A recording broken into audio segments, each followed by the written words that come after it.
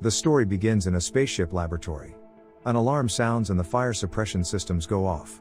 We hear two men arguing. One of them claims that his partner has lost his mind. A fight breaks out and one of them grabs a pair of pliers and intimidates his colleague. We get a view of the strange ship outside. It's round and emits a bright light. Meanwhile, on another ship, the clock reads 6 o'clock. Lieutenant Colonel and pilot of the ship Harold Richards wakes up and immediately does a few push-ups before getting on the exercise bike. His partner, Dr. Abe Anderson, wants to get some more sleep, but still gets up reluctantly and makes himself some coffee. He adds some alcohol to the drink. After his workout, Harold goes to the lab and writes some data in a logbook, examining a flask of bees. Then he feeds an electric eel that lives on the ship in an aquarium. Finally, he surveys his surroundings through a periscope, but all he sees is darkness. Their ship is also rounded, with one side absorbing light and the other producing something that looks like smoke. While Harold, who is in charge, does his work, his partner Abe does nothing. He drinks alcohol from sachets, tries on a pair of sunglasses, and watches TV. After he finishes his duties, Harold makes himself a cup of coffee and sits down on the couch, pushing aside a whole mountain of booze sachets. Richards informs Anderson that they are getting close. Abe, on the other hand, thinks they are even further away from their destination and their entire mission is pointless. Harold silently stands up and leaves the room. On the following morning, Harold does his push-ups again and heads to the lab. Here he re-enters the data on the bees while Abe continues to sleep. Harold then tosses a fish into the aquarium with the electric eel and accidentally drops his pen into the water. The man tries to reach for it and the military tags on his neck end up in the water too. Suddenly the eel touches the metal tokens and Harold is electrocuted. The man falls, and the ship loses power for a few seconds. Abe wakes up and goes to find Harold. Coming out of the room, the man immediately sees his partner's body. In a fit of hysteria, Abe throws a sack over Harold and pulls him across the ship. The man opens the airlock, places his colleague's body there, but is hesitant to pull the lever and throw him into space. He heads to the control room and tries to figure out how it all works. He sends a query to the computer to figure out how far they are from Earth and the edge of the universe. However, the computer is unable to calculate this. The ship continues to fly into the darkness and the unknown. Anderson leaves the cockpit. He wakes up near the airlock compartment, where he apparently fell asleep missing his friend. As he rises from the floor, he accidentally hits the lever and the ship throws the sack outboard. Abe runs to the periscope in a panic, and validates his fears. His partner's body floats away into outer space. Now the confused Abe has no choice but to continue on his own. The man falls asleep again, while some rough weather rages around the ship.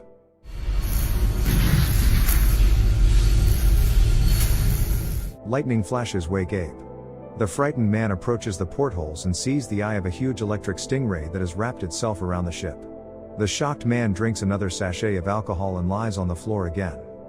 After sobering up, he revisits footage of him and Harold filmed in the middle of their voyage. Anderson tells the host that one of the secondary objectives was to observe the effects of weightlessness on honeybees. But the insects didn't live long, so the results of the study are inconclusive. Harold adds that they also had a pinball machine, but it broke. The presenter clarifies how things stand with the main goal. Will they get to the end of the universe soon? Abe thinks it will be a long time before they see it. But he's sure they'll reach their destination when they stop seeing stars. The transmission ends and Abe makes a noose out of wires. Putting it around his neck, he pulls out a picture of his wife and mentally says goodbye to her. Suddenly, something jolts the ship. The man loses his balance and convulses. Abe climbs up into the window pod. He is dazzled by a bright white light. The man puts on his glasses and excitedly tries to distinguish what is outside the ship. We are transported 13 years back in time to a conference where Dr. Weatherford is speaking. She talks about the upcoming space mission, demonstrating theoretical calculations. She then calls Abe from the audience and introduces him to the other scientists as an outstanding marine biologist. The doctor is happy that, thanks to Anderson, they will soon be exploring all their theoretical hypotheses in practice. One of the scientists in the audience thinks that such a mission is a huge unnecessary risk, and they should study their theories in more detail. Weatherford, however, calls the risk fully justified. He then summons Harold, who has already been selected to pilot the module, from the hall. The doctor is confident that they will surely achieve their goal. Harold shakes Abe's hand, and journalists and photographers capture this momentous event. What follows is the process of preparing Abe for his space voyage. Along the way, the scientist is examined, asked questions, and read his rights. Dr. Weatherford is extremely fascinated by the multiverse. She looks at the board with her calculations and argues that the universe is much more complex than previously thought. She believes that the fictional nature of the universe should not be underestimated. But the very idea of reaching its end is beyond imagination. It is impossible to imagine. Abe is completely confused and suddenly loses consciousness. The nurses try to revive him. They ask him to sign some papers, and the doctor says to consider the scientist's low stress tolerance. After practice, Harold returns. He cheers Abe up and helps him up. Dr. Weatherford becomes enthusiastic about the future astronauts, and then suddenly Abe loses consciousness again. The story moves back to the spaceship in the middle of their journey, when Harold was still alive. He notices a malfunction in the airlock and tries to adjust the system. However, the automatic waste disposal doesn't work, so they have to use the lever manually. Harold tells Abe that this will be tedious, and the latter examines the lever with a chuckle. The teammates are still enthusiastic and enjoy their time on the ship. Anderson works as an equal with Richards and handles the bees. Suddenly he discovers that Harold, breaking protocol, is feeding sardines to the eel himself. The scientist reminds him that this is very dangerous, but Harold doesn't listen to him, because he enjoys this activity. At night Anderson draws something in his notebook, goes to look through the periscope and one of the galaxies appears before him.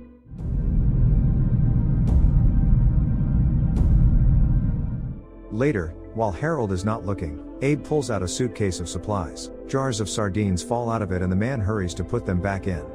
He then places the suitcase in the airlock and tosses it into open space so that Harold no longer feeds the eel and puts himself in danger.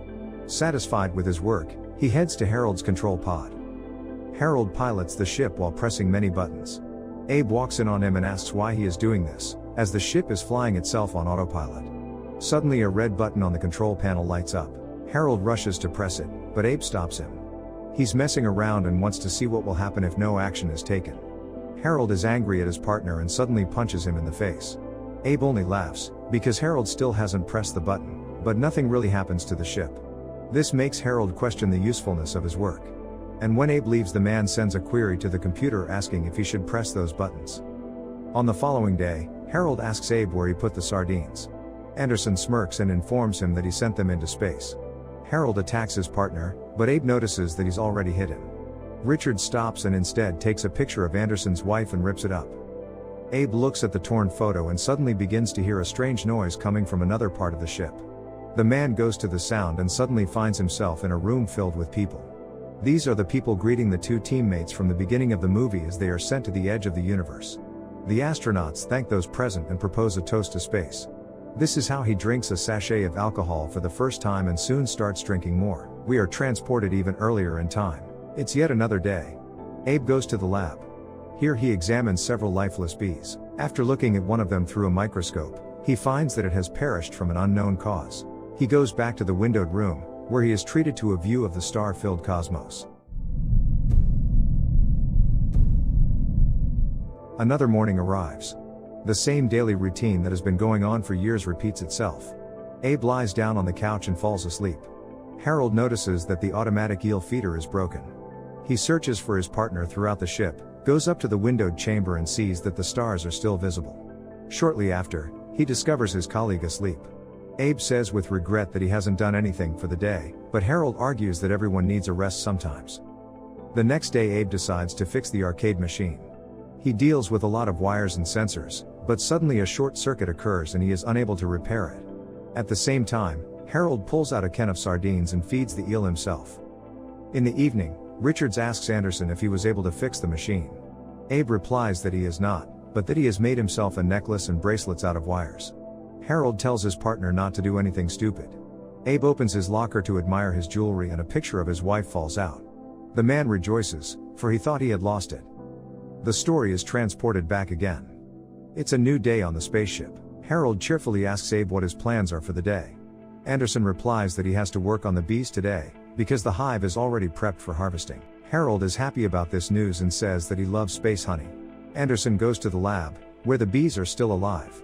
He records the data in the observation log and adjusts the flow of gas to the hive. After finishing up, Abe goes to the chamber with the windows.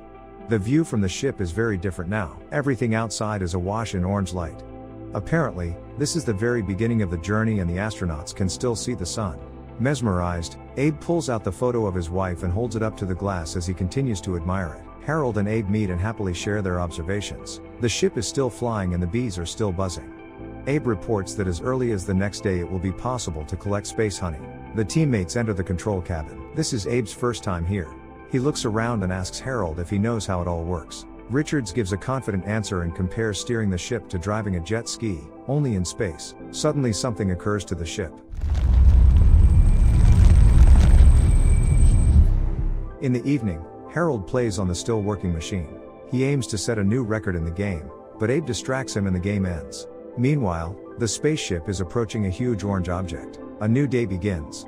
Abe prepares to gather space honey, and Harold goes to the pantry for bread. Mysterious flashes occur repeatedly around the ship. Abe goes up to the portholes again and sees Harold, who normally doesn't like to be in the room. Harold doesn't understand what Abe likes so much about this place. Anderson replies that he likes to look at the stars and planets, because it's beautiful. Richard says with sadness that his wife is more beautiful. Abe becomes curious as to why he decided to embark on the mission and leave her. At first Harold answers that his country asked him to, but afterwards adds that the main reason is the large tax breaks for the family. He could not refuse such an offer.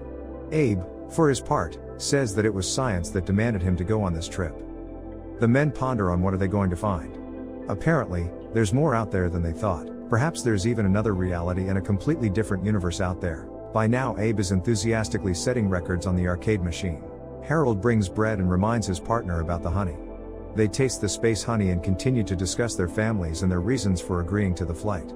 Harold takes a picture of Abe's wife, and wonders how he could have left her behind. Anderson says with regret that his wife left him, which is why he wanted to fly as far away as he could, and not at all because of science. Abe can't seem to keep his hands off the arcade machine again. Suddenly the machine starts making strange noises, and Abe realizes that it is broken. At the same moment, an alarm sounds on the ship. The system reports that the number of insects in the lab has begun to decline. All the bees fall lifelessly to the bottom of the hive. Through the night, Abe has trouble sleeping and is thinking about his wife. He turns on his side, and for a moment we see two other astronauts sitting at a table. On the following day, Harold finds Abe's notebook and sees drawings of himself there. He asks his partner what it is, and Abe confirms that it is the body of Harold, still alive. Anderson cheerfully reports that this is a good sign, but Richards doesn't understand what yet means. Abe promises to explain later, but Harold suddenly lashes out at his partner, thinking he wants to hurt him. Richards threatens Anderson with a pair of pliers and demands that he explain why he keeps drawing his body. Abe says that he drew Harold after the accident. He remembers different things and draws them. Harold thinks Abe is going crazy, but Anderson tells him it all started with the bees. He made hundreds of sketches and then started drawing their bodies, and the bees did indeed pass away. Harold sees an image of himself where the eel is electrocuting him, and we observe several versions of this event in different universes. Abe is watching this with us. Abe himself doesn't know how to explain it. He is sketching and trying to remember what this event is and when it will happen. Also, Abe thinks that all of this is not just happening to them. Indeed, we see two other partners discussing the same problems, right in Abe and Harold's room. Richards can't get over the idea that the eel will be the reason for his end. He still doesn't understand how Abe knows about it. Anderson doesn't know what's happening to him himself. He shows his partner other drawings, among them white fissures in the darkness. Harold, meanwhile, trying to figure out exactly how the eel can harm him fatally, dips his hand into the aquarium and receives an electric shock. Abe retrieves a sack, but suddenly looks at his drawing with the fissure again.